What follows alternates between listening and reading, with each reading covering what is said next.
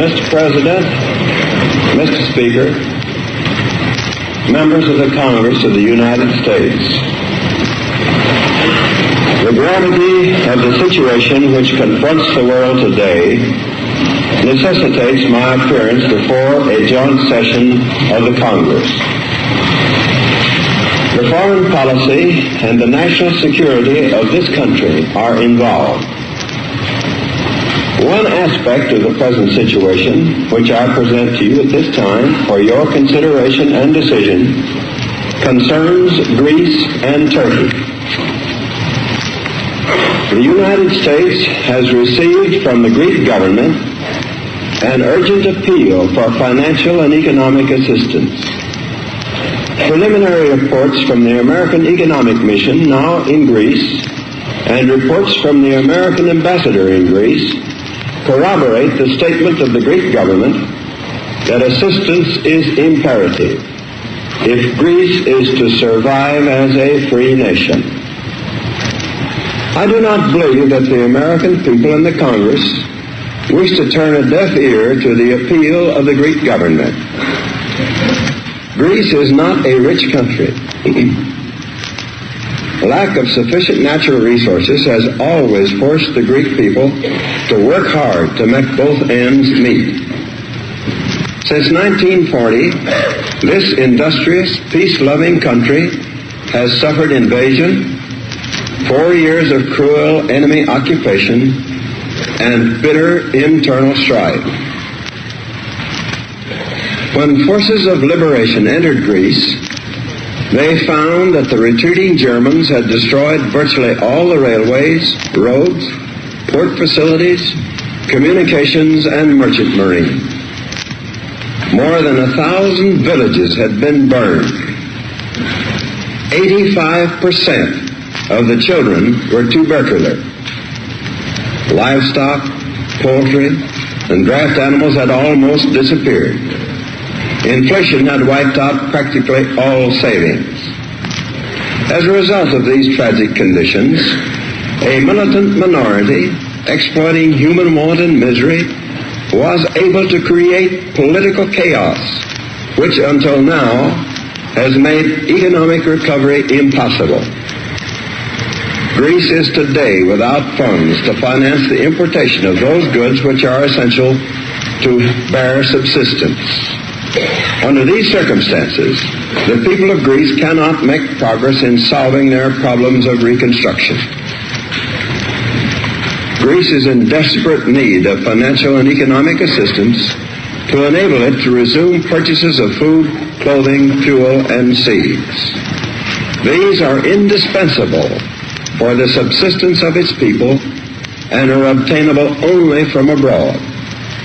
Greece must have help to import the goods necessary to restore internal order and security, so essential for economic and political recovery. The Greek government has also asked for the assistance of experienced American administrators, economists, and technicians to ensure that the financial and other aid given to Greece shall be used effectively in creating a stable and self-sustaining economy and in improving its public administration. The very existence of the Greek state is today threatened by the terrorist activities of several thousand armed men led by communists who defy the government's authority at a number of points, particularly along the northern boundaries.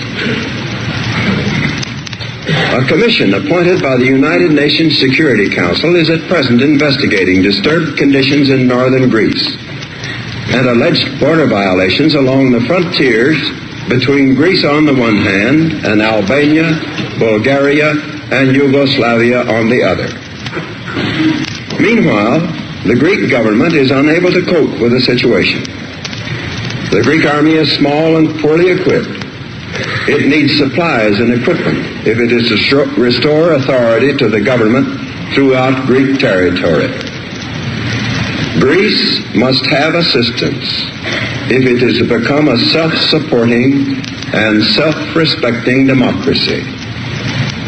The United States must supply this assistance. We have already extended to Greece certain types of relief and economic aid, but these are inadequate. There is no other country to which democratic Greece can turn.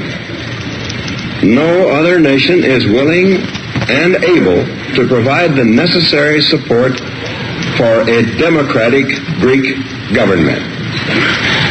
The British government, which has been helping Greece, can give no further financial or economic aid after March 31st. Great Britain finds itself under the necessity of reducing or liquidating its commitments in several parts of the world, including Greece.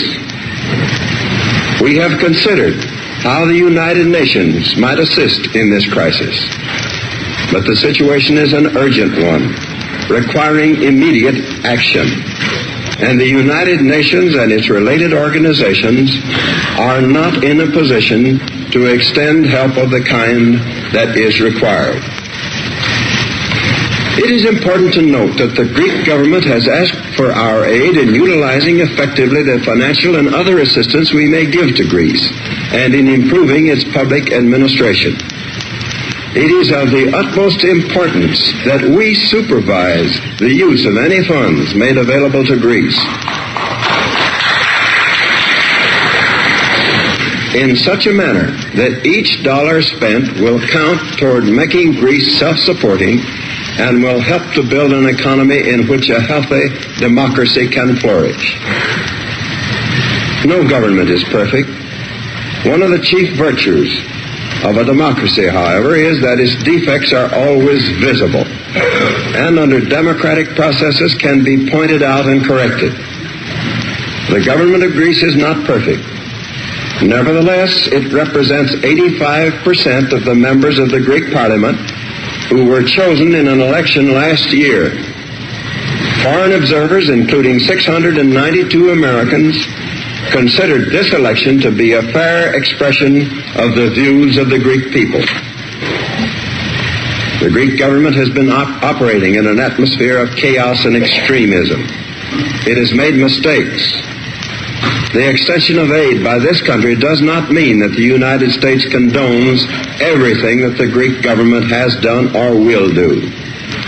We have condemned in the past, and we condemn now extremist measures of the right or the left. We have in the past advised tolerance, and we advise tolerance now. Greece's neighbor, Turkey, also deserves our attention. The future of Turkey as an independent and economically sound state is clearly no less important to the freedom-loving peoples of the world than the future of Greece. The circumstances in which Turkey finds itself today are considerably different from those of Greece. Turkey has been spared the disasters that have beset Greece, and during the war, the United States and Great Britain furnished Turkey with material aid. Nevertheless, Turkey now needs our support. Since the war, Turkey has sought additional financial assistance from Great Britain and the United States for the purpose of effecting that modernization necessary for the maintenance of its national integrity. That integrity is essential to the preservation of order in the Middle East. The British government has informed us that, owing to its own difficulties, it can no longer extend financial or economic aid to Turkey. As in the case of Greece, if Turkey is to have the assistance it needs, the United States must supply it. We are the only country able to provide that help.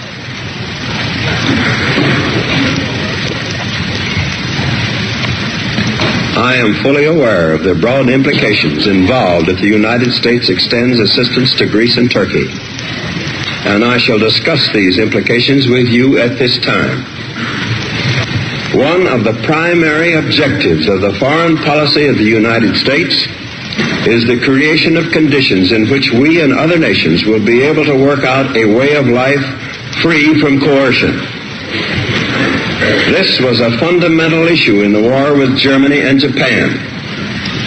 Our victory was won over countries which sought to impose their will and their way of life upon other nations.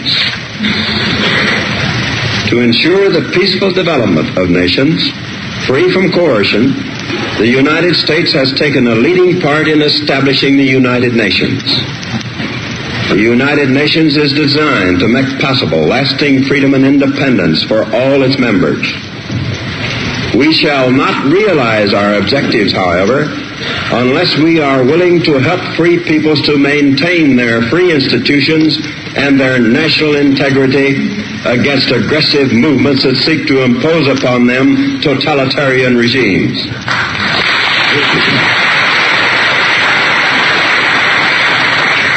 This is no more than a frank recognition that totalitarian regimes imposed upon free peoples by direct or indirect aggression undermine the foundations of international peace and hence the security of the United States.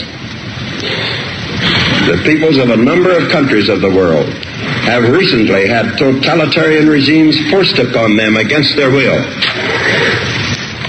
The government of the United States has made frequent protests against coercion and intimidation in violation of the Yalta Agreement in Poland, Romania, and Bulgaria. I must also state that in a number of other countries there have been similar developments. At the present moment, in world history, nearly every nation must choose between alternative ways of life. The choice is too often not a free one. One way of life is based upon the will of the majority and is distinguished by free institutions, representative government, free elections, guarantees of individual liberty, freedom of speech and religion, and freedom from political oppression. The second way of life is based upon the will of a minority, forcibly imposed upon the majority. It relies upon terror and oppression, a controlled press and radio, fixed elections, and the suppression of personal freedoms.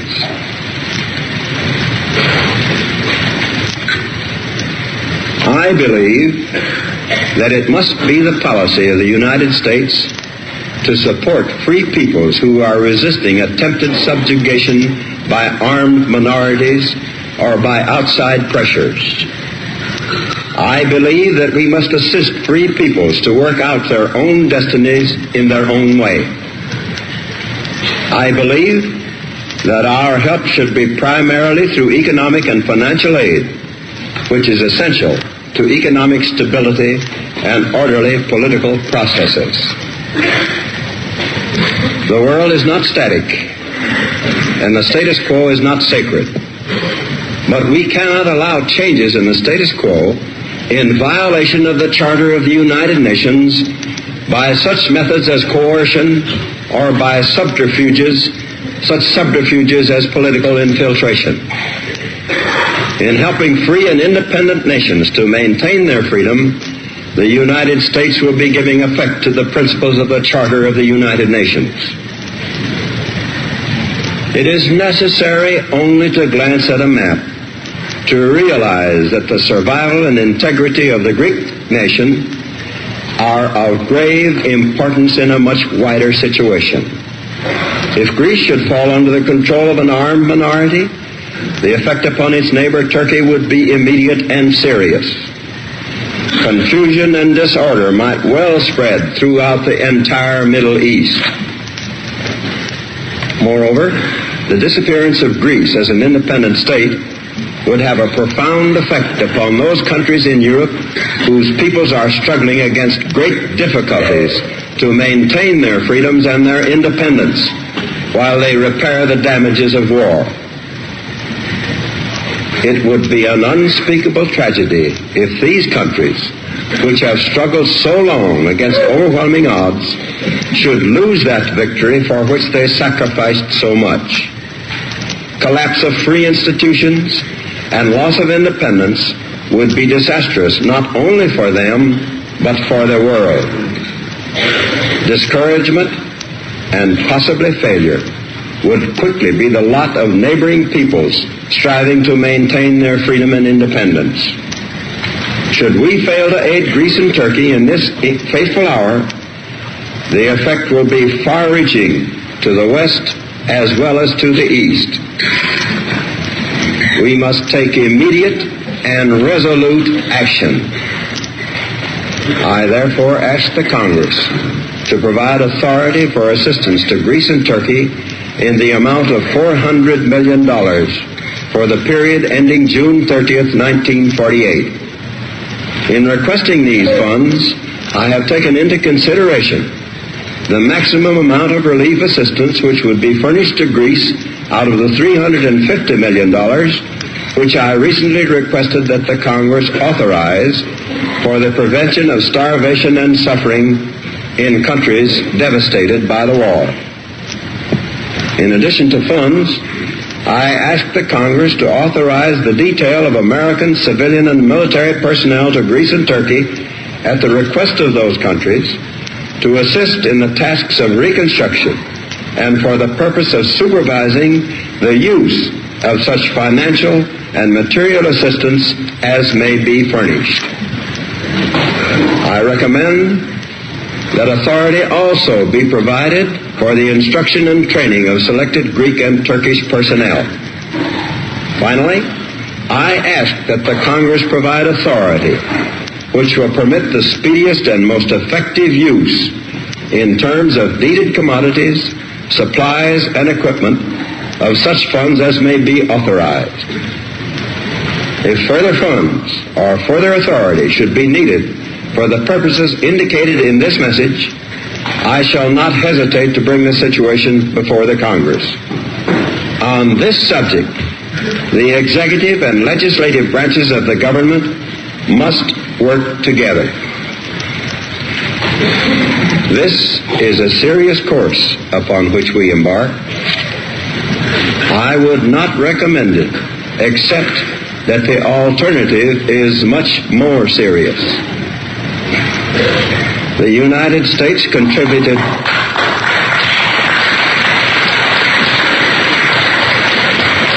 The United States contributed $341 billion toward winning World War II.